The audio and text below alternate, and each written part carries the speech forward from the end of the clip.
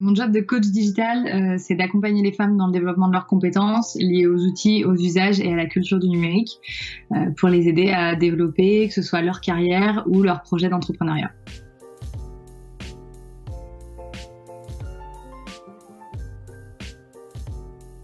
Typiquement, j'accompagne deux types de femmes, des salariées ou des entrepreneuses.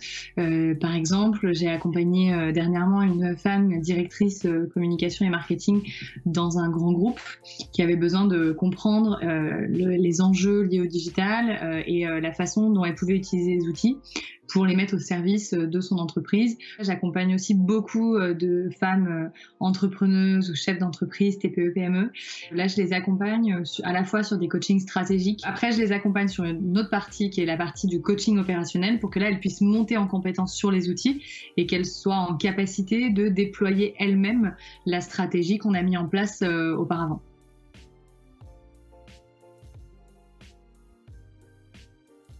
Un truc qu'on retrouve beaucoup chez les entrepreneuses que j'accompagne, c'est que souvent elles font plein de trucs super bien, mais elles ont du mal à en parler et personne ne le sait en fait, elles n'en parlent pas de ce qu'elles font. Et donc du coup, ce coaching digital peut les aider, elles, à apprendre à parler de ce qu'elles font et à le mettre en valeur sur les réseaux sociaux par exemple.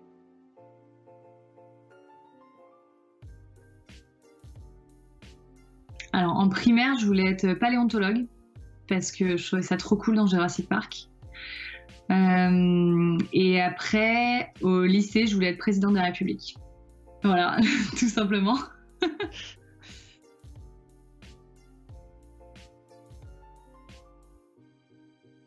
J'ai commencé par une école de communication. J'ai fait là-bas mon bachelor et mon master 1. Ensuite, j'ai pris un an pour voyager et faire le tour du monde. Donc, j'ai monté une association pour voyager à travers toute l'Asie du Sud-Est en faisant des reportages vidéo et photos. Et ensuite, je suis rentrée en France et j'ai repris mon master 2 spécialisé sur la communication corporate et le management du changement. Et à ce moment-là, je suis rentrée en entreprise, en apprentissage, et je suis tout de suite rentrée dans une expérience qui a été spécialisée sur l'accompagnement de la transformation digitale.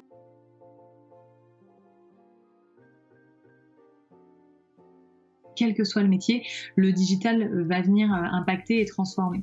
Donc j'ai pris ce parti-là et puis j'ai décidé, étant donné que j'avais travaillé jusqu'ici sur ces thématiques de mentoring plutôt avec des grands patrons qui sont essentiellement dans le CAC 40, des hommes blancs de 50 ans, je me suis demandé pour qui ça pouvait faire le plus la différence et c'est à ce moment-là que j'ai décidé de m'orienter vers les femmes et donc de mettre le digital au service des femmes et des projets des femmes.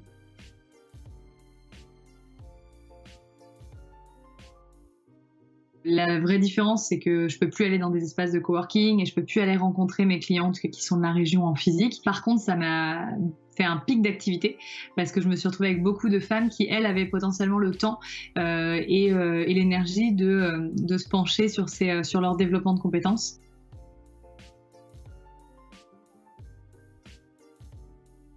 Ça m'a ouvert de nouvelles perspectives puisque jusqu'ici, tout ce qui était atelier collectif, je le faisais pas forcément en ligne. Aujourd'hui, je suis capable du coup d'ouvrir mes ateliers de coaching collectif à des femmes dans toute la France. Et en fait, j'ai notamment découvert des outils qui permettent de faire du collaboratif, de travailler ensemble, presque aussi bien que si on était en physique.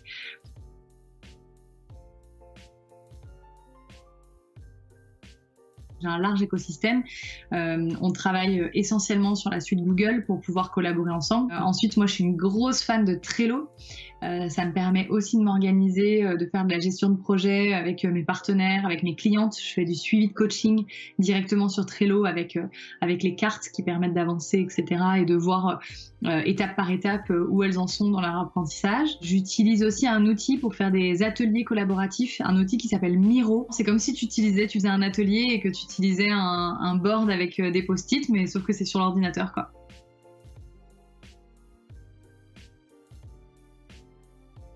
La principale raison qui me fait aimer ce job, c'est ma liberté. La liberté de pouvoir travailler comme je veux, avec qui je veux, quand je veux, de gérer, d'être complètement autonome et de pouvoir gérer mon emploi du temps, les personnes avec lesquelles je travaille, etc.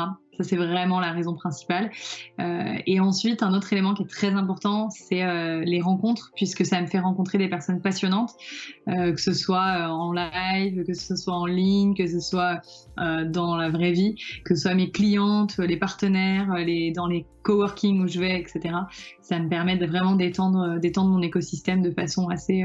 avec des personnes vraiment inspirantes.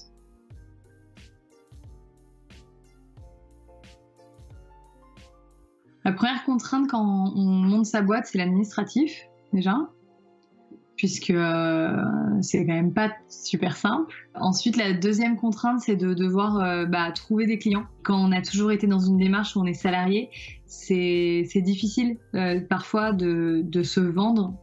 C'est pas du tout la même relation. Le rapport à l'argent est très très différent qu'on soit salarié ou qu'on soit entrepreneur. C'est plus du tout la même chose, ni dans la façon dont on se vend, puisqu'on vend son temps à soi, c'est son image et son expertise qu'on engage, ni dans la façon dont nous on reçoit notre argent et comment on l'organise et comment on se rémunère. Il faut un peu se faire ses propres règles et l'apprendre soi-même, et c'est pas toujours évident.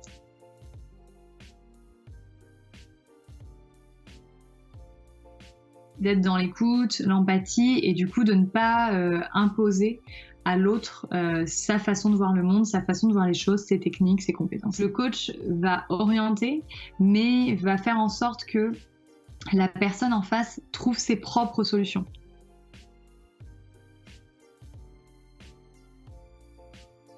Quand on est expert sur un sujet, on a l'impression que les autres savent aussi et que ça coule de source. Et en fait, non. Et souvent, il faut réussir à vulgariser ce qu'on sait et à être objectif sur nos propres savoirs pour pouvoir les passer aux autres.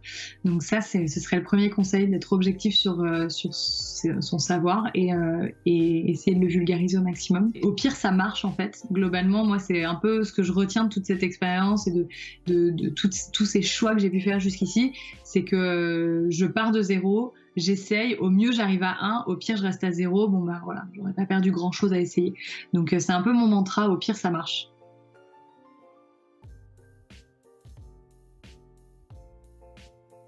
Je me suis mis un objectif à 5 ans qui était d'intervenir dans un TEDx, d'être speaker TED sur les questions de parité homme-femme.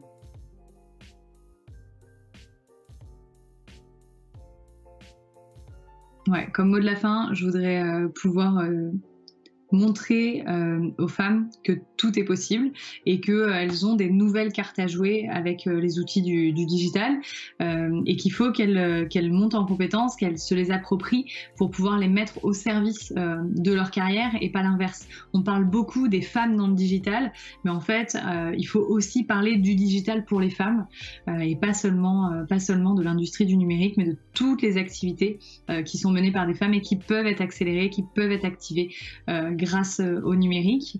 Je veux contribuer à un monde qui donne la possibilité à tous les êtres humains de pouvoir faire ce qu'ils ont envie de faire, quel que soit le genre, le sexe avec lequel ils sont nés. Et si vous voulez en savoir plus, je vous invite à me suivre sur les réseaux sociaux. Mon entreprise s'appelle Les Épaulettes et mon site internet www.lesépaulettes.com.